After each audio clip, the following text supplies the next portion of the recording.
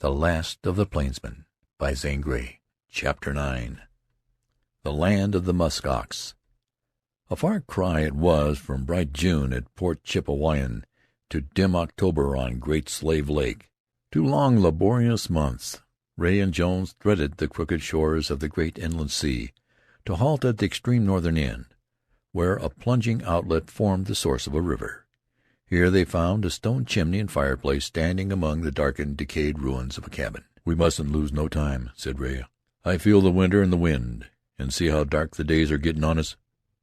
"I'm for hunting musk-oxen," replied Jones. "Man, we're facing the northern night. We're in the land of the midnight sun. Soon we'll be shut in for 7 months. A cabin we want, wood and meat."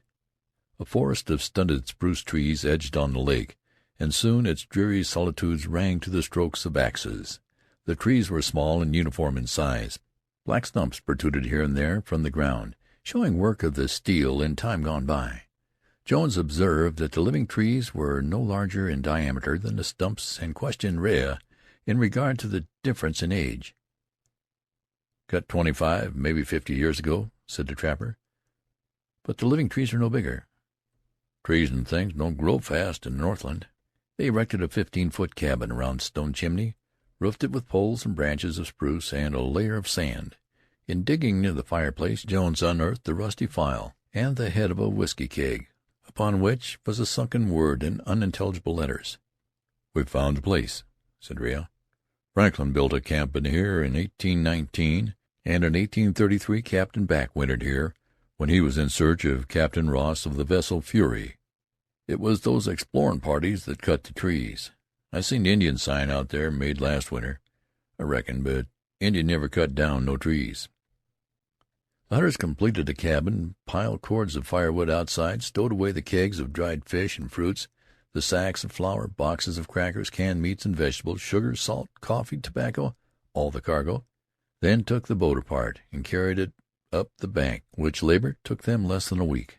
Jones found sleeping in the cabin, despite the fire, uncomfortably cold because of the wide chinks between the logs. It was hardly better than sleeping under the swaying spruces. When he essayed to stop up the cracks, a task by no means easy considering the lack of material, Ray laughed his short ho-ho and stopped him with the word, "Wait." Every morning the green ice extended further out into the lake. The sun paled dim and dimmer. The nights grew colder. On October 8th the thermometer registered several degrees below zero. It fell a little more the next night and continued to fall. "Ho, ho!" cried Ray. "She's struck the toboggan, and presently she'll commence to slide. Come on, Buff, we've work to do." He caught up a bucket made for their hole in the ice, rebroke a 6-inch layer, the freeze of a few hours, and filling his bucket returned to the cabin. Jones had no inkling of the trapper's intention, and wonderingly he soused his bucket full of water and followed. By the time he had reached the cabin, a matter of some 30 or 40 good paces, the water no longer splashed from his pail, for a thin film of ice prevented. Rea stood 15 feet from the cabin, his back to the wind and through the water. Some of it froze in the air, most of it froze on the logs. The simple plan of the trapper to encase the cabin with ice was easily divined. All day the men worked, ceasing only when the cabin resembled a glistening mound. It had not a sharp corner nor crevice. Inside it was warm and snug, and as light as when the chinks were open. A slight moderation of the weather brought the snow. Such snow! A blinding white flutter of great flakes as large as feathers. All day they rustled softly. All night they swirled, sweeping, sweeping, seeping, brushing against the cabin. "Ho, ho!" roared Ray. "'Tis good. Let her snow, and the reindeer will migrate. We'll have fresh meat." The sun shone again, but not brightly. A nipping wind cut down out of the frigid north and crusted the snow. The third night following the storm, when the hunters lay snug under their blankets, a commotion outside aroused them. "Indians," said Ray. "Come north for reindeer." Half the night shouting and yelling, barking of dogs, hauling of sleds, and cracking of dried skin teepees murdered sleep for those in the cabin. In the morning the level plain and edge of the forest held an Indian village. Caribou hides strung on forked poles constituted tent-like habitations, and no distinguishable doors. Fire smoked in holes in the snow. Not till late in the day did any life manifest itself round the tepees, and then a group of children, poorly clad in ragged pieces of blankets and skins, gaped at Jones.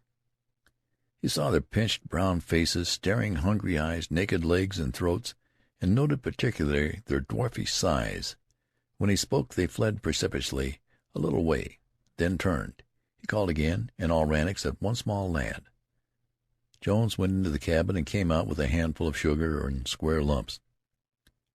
"Yellowknife Indians," said Ray. "A starved tribe. We're in for it."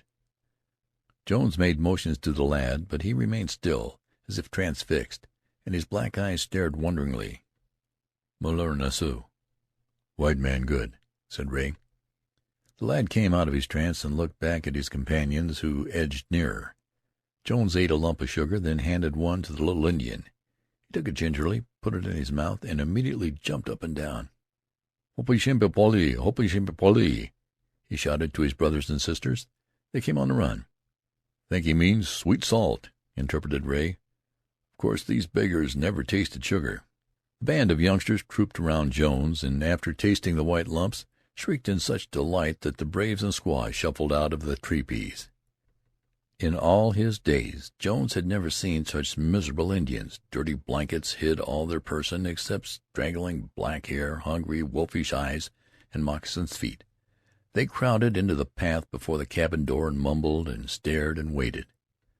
No dignity, no brightness, no suggestion of friendliness marked this peculiar attitude. "Starved!" exclaimed Ray. "They've come to the lake to invoke the Great Spirit to send the reindeer. Buff, whatever you do, don't feed them. If you do, we'll have them on our hands all winter. It's cruel, but, man, we're in the North." Notwithstanding the practical trapper's admonitions, Jones could not resist the pleading of the children. He could not stand by and see them starve. After ascertaining there was absolutely nothing to eat in the tepees, he invited the little ones into the cabin and made a great pot of soup, into which he dropped compressed biscuits. The savage children were like wildcats. Jones had to call Rea to assist him in keeping the famished little aborigines from tearing each other to pieces. When finally they were all fed, they had to be driven out of the cabin. "That's new to me," said Jones. "Poor little beggars." Ray doubtfully shook his shaggy head. Next day Jones traded with the Yellowknives. He had a good supply of baubles, besides blankets, gloves, and boxes of canned goods, which he had brought for such trading. He secured a dozen of the large-boned white and black Indian dogs, huskies, Ray called them, 2 long sleds with harnesses, and several pairs of snowshoes. This trade made Jones rub his hands in satisfaction, for during all the long journey north he had failed to barter for such cardinal necessities to the success of his venture. "Better have doled out the grub to them in rations," grumbled Ray. 24 hours sufficed to show Jones the wisdom of the trapper's words, for in just that time the crazed, ignorant savages had gutted the generous store of food which should have lasted them for weeks. The next day they were begging at the cabin door. Ray cursed and threatened them with his fist, but they returned again and again. Days passed. All the time, in light and dark, the Indians filled the air with dismal chant and doleful incarnations to the Great Spirit, and the tum-tum-tum of the tom-toms, a specific feature of their wild prayer for food. But the white monotony of the rolling land and the level lake remained unbroken. The reindeer did not come. The days became shorter, dimmer, darker. The mercury kept on the slide. 40 degrees below zero did not trouble the Indians. They stamped till they dropped, then sang till their voices vanished, and beat the tom-toms everlastingly. Jones fed the children once each day, against the trapper's advice. One day, while Ray was absent, a dozen braves succeeded in forcing an entrance, and clamored so fiercely and threatened so desperately that Jones was on the point of giving them food when the door opened to admit Rea. With a glance he saw the situation. He dropped the bucket he carried, threw the door wide open, and commenced action. Because of his great bulk he seemed slow, but every blow of his sledge-hammer fist knocked a brave against the wall, or through the door into the snow. When he could reach 2 savages at once by way of diversion, he swung their heads together with a crack. They dropped like sacks of corn, pitching them out into the snow. In 2 minutes the cabin was clear. He banged the door and slipped the bar in place. "Buff, I'm going to get mad at these thieving redskins some day," he said gruffly. The expanse of his chest heaved slightly, like the slow swell of a calm ocean, but there was no other indication of unusual exertion. Jones laughed and again gave thanks for the comradeship of this strange man. Shortly afterward he went out for wood, and as usual scanned the expanse of the lake. The sun shone mistier and waner, and frost feathers floated in the air. Sky and sun and plain and lake, all were gray. Jones fancied he saw a distant moving mass of darker shade than the gray background. He called the trapper. "Caribou," said Ray instantly. "The vanguard of the migration. Hear the Indians? Hear their cry? Aton, aton. They mean reindeer. The idiots have scared the herd with their infernal racket, and no meat will they get. The caribou will keep to the ice, and man or Indian can't stalk them there." For a few moments his companion surveyed the lake and shore with a plainsman's eye, then dashed within to reappear with a Winchester in each hand. Through the crowd of bewailing, bemoaning Indians he sped, to the low, dying bank. The hard crust of snow upheld him.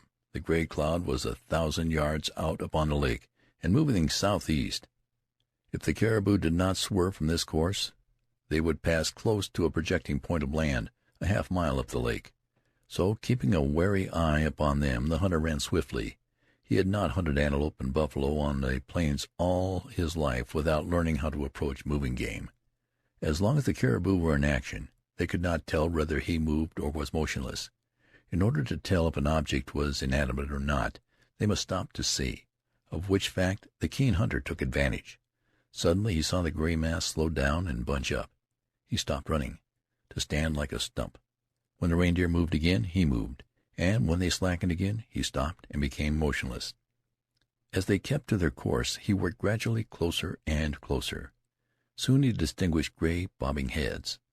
When the leader showed signs of halting in his slow trot, the hunter again became a statue.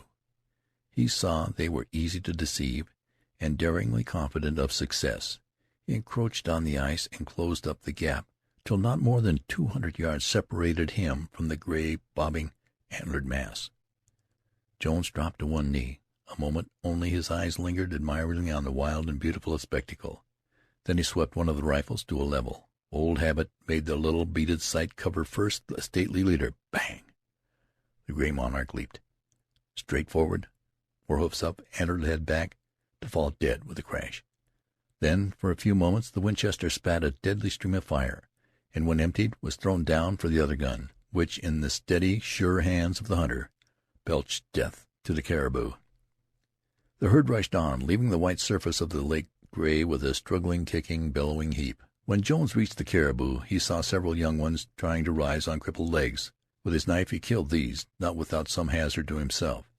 Most of the fallen ones were already dead, and the others soon lay still. Beautiful gray creatures they were, almost white, with wide-reaching, symmetrical horns. A medley of yells arose from the shore, and Ray appeared running with 2 sleds, with the whole tribe of Yellow Knives pouring out of the forest behind him. "Buff, you're just what old Jim said you was," thundered Ray, as he surveyed the gray pile. "Here's winter meat, and I'd have not given a biscuit for all the meat I thought you'd get." 30 shots in less than 30 seconds, said Jones, "and I'll bet every ball I sent touched hair. How many reindeer?" 20. 20. Buff, or I'll forget how to count. I guess maybe you can't handle them shooting arms. Oh, here comes the howlin' redskins." Ray whipped out his bowie knife and began disemboweling the reindeer. He had not proceeded far in his task when the crazed savages were around him. Every one carried a basket or receptacle which he swung aloft, and they sang, prayed, rejoiced on their knees. Jones turned away from the sickening scenes that convinced him these savages were little better than cannibals. Ray cursed them and tumbled them over, and threatened them with the big bowie. An altercation ensued, heated on his side, frenzied on theirs. Thinking some treachery might befall his comrades, Jones ran into the thick of the group. "Share with him, Ray, share with him."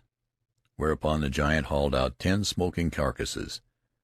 Bursting into a babble of savage glee and tumbling over one another, the Indians pulled the caribou to the shore. "Thievin' fools," growled Ray. wiping the sweat from his brow. "Said they'd prevailed on the Great Spirit to send the reindeer. Why, they'd never smelled warm meat but for you. Now, Buff, they'll gorge every hair, hide, and hoof of their share in less than a week. That's the last we'd do for the damned cannibals. Didn't you see 'em eating of the raw innards? Yeah. I'm calculating we'll see no more reindeer. It's late in the migration. The big herd is driven southward. But we're lucky, thanks to your prairie training. Come on now with the sleds, or we'll have a pack of wolves to fight." By loading 3 reindeer on each sled, the hunters were not long in transporting them to the cabin. "Buff, there ain't much doubt about them keeping nice and cool," said Ray. "They'll freeze, and we can skin them when we want." That night the starved wolf dogs gorged themselves till they could not rise from the snow. Likewise the Yellow Knives feasted. How long the 10 reindeer might have served the wasteful tribe, Ray and Jones never found out. Next day 2 Indians arrived with dog trains, and their advent was hailed with another feast and a powwow that lasted into the night. "Guess we're going to get rid of our blasted hungry neighbors," said Ray, coming in next morning with the water pail. "And I'll be derned, Buff, if I don't believe them crazy heathen have been told about you. Them Indians was messengers. Grab your gun and we'll walk over and see." The Yellow Knives were breaking camp, and the hunters were at once conscious of the difference in their bearing. Ray addressed several braves, but got no reply. He laid his broad hand on the old wrinkled chief, who repulsed him and turned his back. With a growl the trapper spun the Indian around and spoke as many words of the language as he knew. He got a cold response, which ended in the ragged old chief starting up, stretching a long, dark arm northward, and his eyes fixed in fanatical subjection, and shout, "Naza! Naza! Naza!" "Heathen!" Ray shook his gun in the faces of the messengers. "It'll go bad with you to come nazzing any longer on our trail. Come, Buff, clear out before I get mad." When they were once more in the cabin, Ray told Jones that the messengers had been sent to warn the Yellow Knives not to aid the white hunters in any way. That night the dogs were kept inside, and the men took turns in watching. Morning showed a broad trail southward, and with the going of the Yellow Knives the mercury dropped to 50, and the long twilight winter night fell. So, with this agreeable riddance and plenty of meat and fuel to cheer them, the hunters sat down in their snug cabin to wait many months for daylight. Those few intervals when the wind did not blow were the only times Ray and Jones got out of doors. To the plainsman, new to the north, the dim gray world about him was of exceeding interest. Out of the twilight shone a wan, round, lusterless ring that Ray said was the sun. Silence and desolation were heart-numbing. "Where are the wolves?" asked Jones of Ray. "Wolves can't live on snow. They're further south after caribou, or further north after musk-ox." In those few still intervals Jones remained out as long as he dared. With the mercury sinking to 60 degrees, he turned from the wonder of the unreal remote sun to the marvel of the north, aurora borealis, ever present, ever changing, ever beautiful, and he gazed in rapt attention. "Polar lights," said Ray, as if he were speaking of biscuits. "You'll freeze. It's getting cold." Cold it became, to the matter of 70 degrees. Frost covered the walls of the cabin and the roof, except for over the fire. The reindeer were harder than iron. A knife or an axe, a steel trap, burned as if it had been heated in fire, and stuck to the hand. The hunters experienced trouble in breathing. The air hurt their lungs. The months dragged. Ray grew more silent day by day, and as he sat before the fire his wide shoulders sagged lower and lower. Jones, unaccustomed to the waiting, the restraint, the barrier of the north, worked on guns, sleds, harnesses, till he felt he would go mad. Then, to save his mind, he constructed a windmill of caribou hides and pondered over it, trying to invent, to put into practical use, an idea he had once conceived. Hour after hour he lay under his blankets, unable to sleep, and listened to the north wind. Sometimes Ray mumbled in his slumbers. Once his giant form started up, and he muttered a woman's name. Shadows from the fire flickered on the walls, visionary, spectral shadows, cold and gray, fitting the north. At such times he longed with all the power of his soul to be among those scenes far southward, which he called home. For days Ray never spoke a word, only gazed into the fire, ate, and slept. Jones, drifting far from his real self, feared the strange mood of the trapper and sought to break it, but without avail. More and more he reproached himself, and singularly on the one fact that, as he did not smoke himself, he had brought only a small store of tobacco. Ray, inordinate and inveterate smoker, had puffed away all the weed in clouds of white, then had relapsed into gloom. Chapter 9.